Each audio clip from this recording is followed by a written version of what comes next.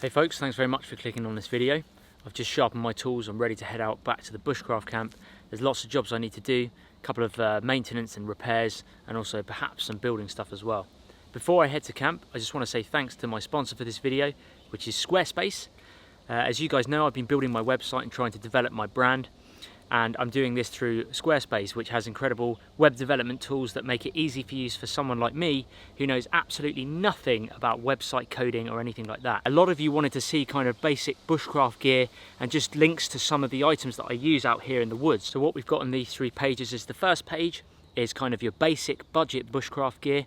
Then there's an intermediate level of bushcraft gear and a kind of advanced level of bushcraft gear. That will be live on the website soon. Again, my website's not quite live yet, but it will be live in the next couple of weeks. Squarespace are actually offering you guys, my subscribers, a free trial and 10% off your first purchase. All you need to do is go to www.squarespace.com/TA Outdoors. So if you guys are looking to build your website, build your brand, perhaps you're a blogger, or maybe you're even a YouTuber like myself and you're looking to try and grow your brand, then Squarespace is definitely the platform for you. So once again, big thanks to Squarespace for sponsoring this video, and remember, if you want to set up your own website, head to www.squarespace.com/TA Outdoors. That's enough talking from me. Gonna head to the Bushcraft Camp and get some work done.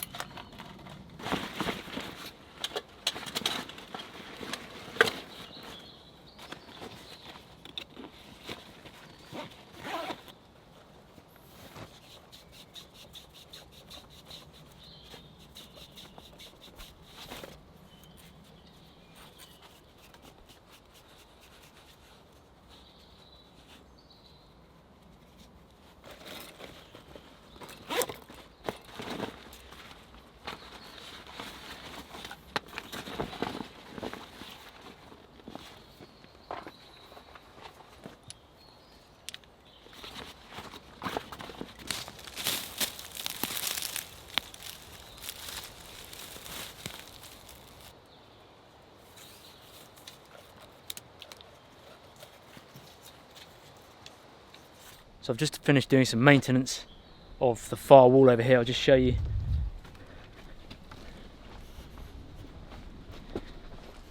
If I turn this ISO up a bit. So I've just finished this wall here because it was completely rotten out. It's a couple of years old. The stakes have started to rot down. So I actually used some of the leftover poles here, used them as stakes because they were dry, and it just seals off this area a little bit better now. You can see it just it's still using those dead sticks, but it just looks a little bit neater, and that wall is now separating the raised bed and the hunting tower pretty easily. So that was one job I needed to do, fixed. So what you saw me doing for most of the day, actually this earlier, is making these pine pitch glue sticks. And what they are really is the resin from the pine trees. As they kind of have wounds and where branches snap off, the tree releases this resin to protect it. Really, it's not sap. They are different, resin and sap. But what you can do with the resin itself is, if you pick it off the tree like I did earlier with a knife or a sharp tool, you can then heat it on a fire and it will melt down, and it actually goes black like this once you've melted it down. And then as that's cooling, it will turn, it's basically like wax, almost the same consistency as wax.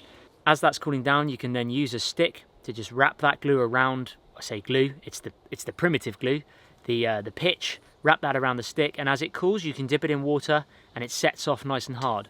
Now if you listen, you can see, if I knot these together, it's rock hard, literally rock hard. So what I can do is I can actually put these in my tinder bag and carry these around in the woods with me, and if ever there's something I need to repair or perhaps make a primitive arrow, primitive bow, spear, anything like that, or just something that I'm crafting and I need to repair, I can melt this down again and then mold it over the area that needs repairing, and it will set nice and hard like a rock. This is used, I mean thousands and thousands of years ago, as primitive glue. Pine pitch is used as primitive glue, and people using it for securing an arrowhead to the shaft and things like that, axe heads, everything sort of primitive wise, primitive tools, pine pitch was used. Really good. It's also a good mosquito repellent if you can melt it down. It is super flammable, I mean very, very flammable. What I was doing on the fire, where I was melting it in the top of my billy can thing, which is pretty much ruined now, is actually quite dangerous. And what happened, I don't know if I caught it on the camera, but when it gets to a certain temperature it just combusts, it just ignites. So you have to be very careful of that. What you should do really is either put, if you were using a billy can for example, put the billy can on top, get the water boiling and almost kind of poach it, let the steam then melt it. So use like a double boiler if you've got 2 tin cans or something like that. Just put one inside the other and boil it down. It's a little bit safer. The way I was doing it was, it worked, it was fine for me, but just be aware that it can go whoosh, almost like petroleum. So yeah, really cool little tip. And this was from the pine tree, which was not too far away. Hopefully you guys enjoyed that part. I will now keep these, and I can only, once I've melted this down, I can use a bit of it for glue, and then I can remold it back on and just take this wherever I want with me. So it's just really handy for primitive glue things, and it will deter mosquitoes. I've been bitten quite a few times, but when I was melting this down and it combusted, I let it burn for a bit just to see what it was like, and no mosquitoes around me, no mosquitoes buzzing. So that's what those are for. They're going in the tinder bag right now. Oh, the other thing is I have collected and gathered the trail camera, the hunting cam. Now you remember, those of you who watched when I came here a couple of times now for my solo overnighter and with Dad for the catch and cook the other day, we put the trail cam out because there is something out here in this woodland that is digging up right by the tree roots. We don't know what it is yet, but it's plastered all over these pine trees at the base of the tree, and it's very deep. It's not a small mammal. We're kind of hoping it's a wild boar, because they have been reintroduced in the UK, but they're very hard to see, they're very hard to find. I know they're common in some parts of the US and around the world, but here in England especially, they are very rare to see. Certainly where I am, in the south of England, central south. So I'm really hoping we pick up something. Unfortunately it's run out of battery because I've had this out here for 3 weeks now. So yeah, the batteries are dead. There's going to be stuff on here. Certainly going to be some sort of wildlife on here. But I am sort of hoping it's going to be something like a big boar. But we will see. So what I'm going to do is by the time this video goes up, I would have already seen the footage on here. So what you're going to see now is going to be clips from here of any animals that we got. Fingers crossed, guys. Here we go. So first up we have a fox. I'm pretty sure this is a vixen, but I don't think this is the animal responsible for digging the holes at the bottom of the trees. Nice to see, nevertheless. This is a fallow deer, and I think it's a buck. I'm not too sure from the angle, but I'm pretty sure it is a buck. And they are fairly common in this woodland. And interestingly, this next clip, you can see the male roe deer there, that's a buck, chasing the female deer, the doe, which is quite odd for this time of year. You can see the date is the 11th of May, and their mating routine usually is actually about mid-July to mid-August, so it's quite unusual to see this. And sadly, guys, that was the only footage that I caught on the camera, and I think it's because the batteries ran out. Especially at this time, 4 o'clock, where the sunlight went on the camera, and I think where it was dappled sunlight, it actually ran the battery out, which is unfortunate. So, as I haven't seen it, and you guys have just seen what was on there, I still don't know what's on here.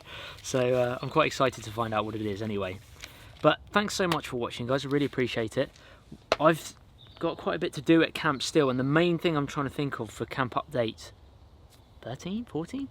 I've lost track of what camp update it is now. 15 maybe, is the roof. I want to get a roof on here, a kind of permanent roof, but I'm going to need your help. So bear with me, I'm going to pick the camera up and just give you a little whirl of the camp, because it's going to be a fairly difficult job, and I'd like to get some of your feedback. This is camp. This is the roof. At the moment it's a tarp roof, which is temporary. It's got a ridge line going all the way along it from this big pine tree up to here, which is a stake we've put in, and there is a pulley just at the top there. You can see that. This is temporary. Now this is where I need your help, guys, because it's going to be quite tricky, because what I've done is I've actually built the camp around fixed trees, which was not a clever idea, but I did it years ago. So we've got 2 silver birch trees, big ones here, which kind of grow up and get in the way a little bit, and then we've got good old Mike built a camp around a nice pine tree here, which goes bang smack pretty much in the middle of the camp, and then a monster pine tree here, Scots pine, which we've attached the ridge line to. So this is my issue. I'd like to have a fixed roof, and I'm thinking maybe carrying it on the angle of this lean-to shelter up here, because I could use this as one corner post, and then I dig a hole over there for another corner post. That's what I'm thinking. So it goes up like that. So I've got my 4 corners, because the hunting tower is a corner, then this is a corner, and then this big tree is a corner. That's what I'm thinking, and maybe just a lean-to style roof coming out here, so that there's still lots of light, because otherwise I'd get no filming if I seal it off completely. I don't know, because some of you have said about a tipi design, maybe, and I can't picture it at the moment. I just can't picture it, so I'd appreciate your feedback, guys. Put your thoughts in the comment section below and let me know what you think, because I am interested, and I want to crack on with Camp Update 15 really soon, and hopefully, you know, get something going. It's going to be a while before I'm back at camp though, because I'm off to do some other type of videos now, a bit more wild camping, travelling to a few different places and things like that. So the channel's going to mix up a bit now with some different content, and then I'll be back to camp soon to crack on with the roof. Thanks so much for watching this video, guys. I really appreciate it. It's now 9:30 at night. I'm not doing an overnighter here. I've just come to crack on with some work and just fix a few things. But I appreciate you watching if you still are. Thank you very much. And don't forget, check out Squarespace, the sponsor for this video. They've really helped me out. It helps my channel if you guys check out the link as well. Squarespace.com/TA Outdoors. All the information's in the description below. Thanks so much for watching, guys, and I will catch up with you again in an episode real soon.